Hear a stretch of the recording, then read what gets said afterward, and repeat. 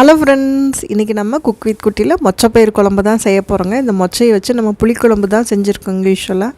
ஆனால் இதை வச்சு ஒரு கடையில் மாதிரி செய்ய போகிறோங்க. அவ்வளோ டேஸ்ட்டாக இருக்குங்க. நம்ம பாட்டி காலத்து ரெசிபிங்க இது. இதுக்கு நம்ம மொச்சை முன்னாடியே வேக வச்சுக்கோங்க. இப்போ அந்த மொச்சைக்கு ஒரு தாளிப்பு போட்டுக்க போகிறோங்க. கடுகு கல்லெண்ணெய் ஊற்றி கடாய் வச்சு கல்லெண்ணெய் ஊற்றிங்க. அதில் கொஞ்சமாக கடுகு போட்டு கடுகு நல்லா பொடிஞ்ச உடனே சின்ன வெங்காயம் போட்டுக்கோங்க. சின்ன வெங்காயம் நான் 20 30 பல் போட்டிருக்கேங்க. அதே மாதிரி பூண்டும் ஒரு 20 பூண்டு பல் போட்டிருக்கேங்க. இது எல்லாமே அந்த எண்ணெயிலே நல்லா வதக்கி விட்டுருங்க. இப்போ இந்த வெங்காயமும் பூண்டும் வதங்கிறதுக்காக சட்னிக்கும் தேவையான உப்பை நம்ம இப்பயே போட்டுக்கிறோங்க. இது சட்னின்னு சொல்லலாம், கடையில்னு சொல்லலாம், குழம்புன்னு சொல்லலாங்க. இப்போ நம்ம இதுக்கு புளிப்பு வெறும் தக்காளி மட்டும்தான் சேர்த்து செய்வாங்க. இப்போ நான் ஒரு சின்ன துண்டுங்க, ஒரு குட்டியூண்டு சின்ன நெல்லிக்காய் அளவு புளி சேர்த்துக்கிறேங்க. அப்படி சேர்த்துக்கிட்டோம்னா நமக்கு சாயந்தரம் வரைக்கும் கூட இந்த குழம்பு கெட்டு போகாமல் இருக்கும். அதுக்காக தான். இப்போ இதுக்கு உப்பு சேர்த்தியாச்சுங்க. கருவேப்பிலை எப்பவும் போல் தான் தாராளமாக சேர்த்துக்கலாங்க. ஃப்ரெஷ்ஷான கருவேப்பிலை போட்டு செய்கிறப்ப இன்னும் டேஸ்ட்டாக இருக்குங்க. இதுக்கு காரமே நம்ம சேர்த்துக்கிற பச்சை மிளகா தாங்க. அடுத்தது பச்சை மிளகாவும் சேர்த்து வதக்கி விட்டுறலாங்க.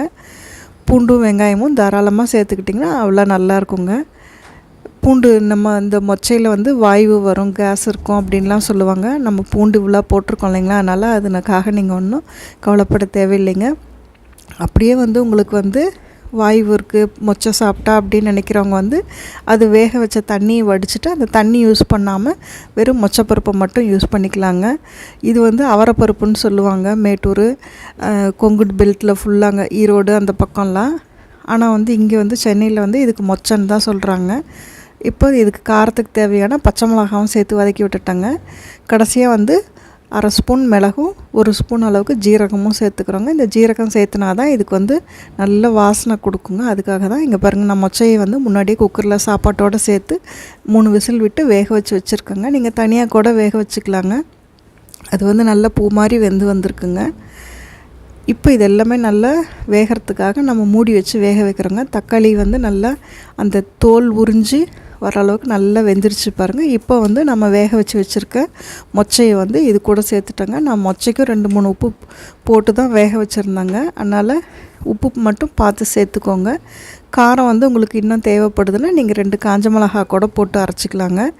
இதை நம்ம அம்மாச்சி பாட்டி, அம்மாச்சின்னு சொல்லுவாங்க எங்கள் அம்மாவோட அம்மாவை, பாட்டின்னு சொல்லுவாங்க இல்லைங்களா, அவங்க செஞ்சதுங்க. டக்குன்னு போய் மொச்சை எப்பவும் வீட்டில் இருக்குங்க. இது சீசனல் இது தானேங்க, அதனால் இருக்கிறப்ப அதை தோல் உரித்து இது மாதிரி ஆட்டங்களில் போட்டு ஆட்டி தருவாங்க. அவ்வளோ டேஸ்ட்டாக இருக்குங்க. அவ்வளோதாங்க. நம்ம மிக்சியில் கொரன்னு அரைச்சிக்கோங்க. சுடு சாப்பாட்டோட இந்த மொச்சப்பயிறு குழம்பு அவ்வளோ சூப்பராக இருக்குங்க. இது கூட பாருங்கள், நான் வீட்டில் காய்ச்சின நெய் தான் வச்சு போட்டு காட்டுறேங்க. நெய் போட்டு சாப்பிட்டா தான் இந்த குழம்பு அவ்வளோ டேஸ்ட்டாக இருக்குங்க. இது நான் வீட்டில் செஞ்ச நெய்ங்க. நெய் ரெசிபி கூட நம்ம சேனலில் அப்லோட் பண்ணுறேங்க. இந்த மாதிரி சுடு சாப்பாட்டில் நெய் விட்டு இந்த மொச்சப்பயிறு குழம்போட சாப்பிட்டு பாருங்கள். ஆஹா, உண்மையாலுமே அதுதாங்க சொர்க்கம். அப்படி ஒரு டேஸ்ட்டில் இருக்குங்க. நீங்கள் இது வரைக்கும் சாப்பிட்லன்னா கண்டிப்பாக ட்ரை பண்ணி பாருங்கள். மொச்சை பருப்பில் நம்ம புளிக்குழம்பு தான் வச்சு செய்வோங்க. இது மாதிரி ஒரு தடவை நீங்கள் கடையில் செஞ்சு பாருங்கள். இதுவும் உங்கள்கிட்ட ஆட்டங்கள் இருந்ததுன்னா அதில் ஆட்டி செஞ்சு பாருங்கள். இன்னும் டேஸ்ட்டாக இருக்குங்க. மிக்சியில் அரைக்கிறத விட வெறும் அப்பளம் வச்சு சாப்பிட்லாங்க. அவ்வளோ டேஸ்ட்டாக இருக்கும். வெறும் அப்பளமே போதுங்க, இல்லைனா ஒரு ஊறுகாய் போதுங்க இது தொட்டுக்கிறதுக்கு. நீங்கள் ரெசிபி பிடிச்சினா ட்ரை பண்ணி பார்த்துட்டு ஃப்ரெண்ட்ஸ்க்கும்